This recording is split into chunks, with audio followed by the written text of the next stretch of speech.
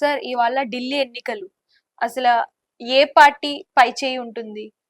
100% బీజేపీదే పై చేయి అయ్యే అవకాశం ఉంది. హ్మ్.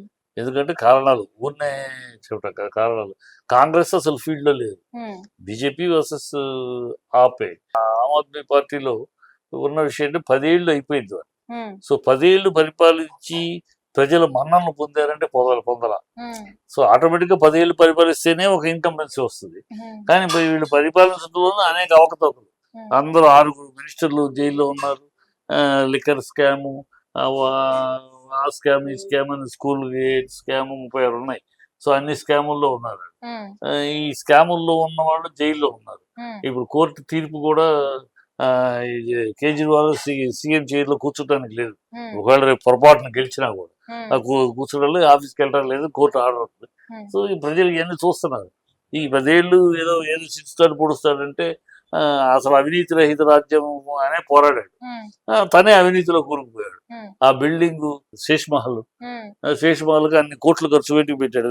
మొదట ఏమన్నాడు, నేను సింపుల్ మామూలు కారులో వస్తాను, మామూలు ఇంట్లో ఉంటాను, నాకు ప్రభుత్వ ఇవన్నీ అవసరం లేదు అని కదా ఆ హ్మ్. రోజు మాట్లాడే అధికారంలోకి వచ్చాడు. హ్మ్. ఇప్పుడు వచ్చినాక శేష్ మహల్ ప్యాలెస్ మషూర్ మహా ప్యాలెస్ కన్నా బ్రహ్మాండం కట్టేసుకుని హ్మ్. ఆ, ఆ, ఇవన్నీ ప్రజలు గమనిస్తున్నారు. హ్మ్. వీళ్ళన్నీ ఎన్నికల వరకు ఈ రాజకీయాల్లో స్థానం దొక్కే వరకు ఈ నీతులు మాటలు అన్ని మాట్లాడతారు. అన్ని తర్వాత వస్తే అన్ని హ్మ్. డోల మాటలే. హ్మ్. అవినీతి అవినీతి దోచుకుంటాలే అన్ని జరిగిపోతాయి. హ్మ్. సో ఆ ఇన్కమెన్సీ ఆ రిజెక్షన్ బాగా ఉంది హ్మ్. ప్రజలు బాగా రిజెక్షన్ ఉంది. మేనేజ్మెంట్ పోల్ మేనేజ్మెంట్ బీజేపీ చాలా స్ట్రాంగ్ గా చేస్తారు. హ్మ్. ఒక్కొక్క ఏరియాకి ఒక్కొక్క ఇద్దరు మినిస్టర్లు పెట్టేసి హ్మ్. ఆ ఇద్దరు మినిస్టర్లు 1 to 1 హ్మ్. ఓటర్స్ అందరినీ ఒక్కొక్కళ్ళు ఓకే.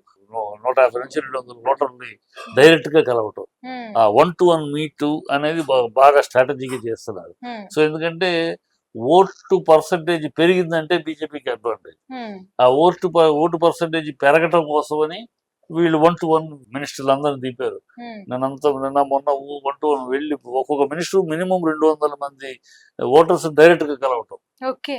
అట్లా పెట్టారు. హ్మ్. సో అలా మొత్తం ఓటర్స్ డైరెక్ట్ కలిసి వాళ్ళందరినీ ఓటేయండి ఓటేయండి ఓటు రండి. హ్మ్. 50% అంటే ప్రజల దగ్గరికి పాలన పాలన ఓకే. 50% దాటలేదు ఇంతవరకు ఢిల్లీ. అది 50% దాటాలని హ్మ్. దాటిస్తే బీజేపీకి అడ్వాంటేజ్. హ్మ్. ఆ దాటే పరిస్థితి ఉంది. రిజెక్షన్ ఉంది. హ్మ్. ఈ ఆప్ మీద వ్యతిరేకత ఉంది. హ్మ్. ఆ వ్యతిరేకతని ఎన్కాష్ చేసుకోవాలంటే బాగా ఓటింగ్ జరగాలి. అది హ్మ్. ప్రయత్నిస్తున్నారు. కాంగ్రెస్ ఏమాత్రం అయినా అది నష్టం ఆప్కి. హ్మ్. కాంగ్రెస్ 1-2 సీట్లు గెలిచినా కూడా ఆ ఓట్లు ఎన్ని పర్సంటేజ్ ఓట్లు, ఒకవేళ కాంగ్రెస్ కనుక 10% ఓట్లు సంపాదిస్తే హ్మ్. ఆప్ గోవింద. హుహు. అది కాంగ్రెస్ విడిపోయి పాలసీ హ్మ్. పోటీ చేస్తున్నారు కనుక అది డిసడ్వాంటేజ్ ఆప్కి. So okay. అన్ని రకాల సూచనలు సూచికలు బీజేపీకి చూపిస్తారు. హ్మ్. చూద్దాం, ఇది అయిపోతుంది కదా, ఈ హ్మ్. 8వ తారీఖు బయటపడిపోతుంది కదా. సార్ మీ విలువైన సమయాన్ని వెచ్చించి మా కోసం మంచి ఇన్ఫర్మేషన్ ఇచ్చినందుకు థ్యాంక్ యూ సార్. ఓకే.